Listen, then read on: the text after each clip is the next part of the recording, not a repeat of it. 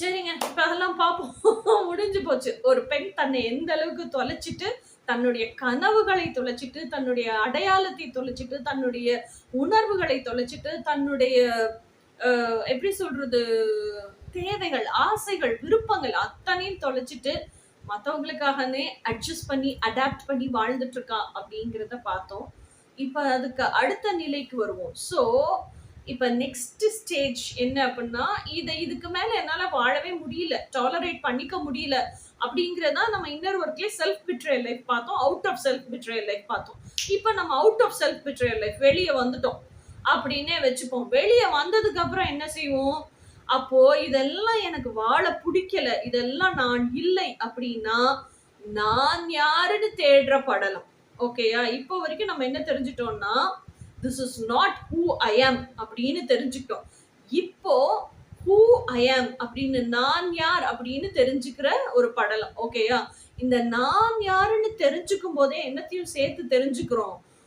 இதுதான் நான் அப்படின்னா, நான் சின்ன வயசுல இருந்து இப்படிதான் வளர்ந்தேன். சின்ன வயசுல இருந்து இப்படிதான் இவ்ளோ கண்டிஷனிங்ஸ், சோசியல் கண்டிஷனிங்ஸ்க்கு உட்படுத்தி தான் என்ன வளர்த்திருக்காங்க. இவ்ளோ விஷயம் அப்ப என் மனசுல காயமா இருக்கு. எனக்கு அந்த யார்கிட்ட என்னென்ன எக்ஸ்பெக்ட் பண்ணனோ அதெல்லாம் நிறைவேறல. இது நிறைவேறாததுனால தான் நான் வந்து லவ் மேரேஜே பண்ணிக்கிட்டேன். லவ் மேரேஜ் பண்ணியும் அந்த பெர்சன் கிட்டயும் எனக்கு நிறைவு கிடைக்கல. அதனால தான் அங்க இருக்கவே முடியல. என் கற்பனை கதாபாத்திரமே எனக்கு ஞாபகம் வந்துச்சு. நான் லவ் மேரேஜ் பண்ணின பர்சனே அந்த கற்பனை கதாபாத்திரத்துக்கான ஒரு ஆளாக மாறி போயிருந்தாருன்னா, கற்பனை கதாபாத்திரமே எனக்கு ஞாபகம் வந்திருக்காது. இதெல்லாம் உணர்ந்துட்டோம். அப்ப அங்கேயும் எனக்கு கிடைச்சது வெறும் ரணம் மட்டும்தான் அப்படின்னு சொல்லிட்டு திருப்பி அம்மா அப்பா வீட்டுக்கு வரோம். அம்மா அப்பா வீடு நம்ம 20 வருஷத்துக்கு முன்னாடி போனா பாருங்க. அப்ப எப்படி இருந்துச்சோ டிட்டோ அப்படியே தான் இருக்கு. 20 வருஷத்துக்கு அப்புறம் வந்ததுக்கு அப்புறம் 2009ல போனோம். 2017ல வந்திருக்கேன். 17லயும் அப்படியே தான் இருக்கு.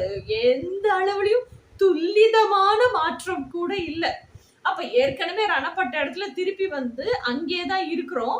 அவங்க எல்லாம் என்ன சொல்றாங்க? 1 வாரம் ரெஸ்ட் எடுத்துட்டேல, திருப்பி உன் ஹஸ்பண்ட் வீட்டுக்கு போன்னு சொல்றாங்க. இந்த சூழ்நிலையில தான் இருக்கிறேன் அப்படிங்கும்போது, நான் யார் அப்படின்னு உணரதான் இத்தனை ரணங்களையும் சுமந்துட்டு இருக்க நான் தான் நான் அப்படின்னு எனக்கே நான் என்னை அறிமுகம் செய்கிறேன். ஓகேயா? இது செகண்ட் ஃபேஸ். இதுக்கு அடுத்து என்ன நெக்ஸ்ட் ஷார்ட்ஸ்ல பார்ப்போம்.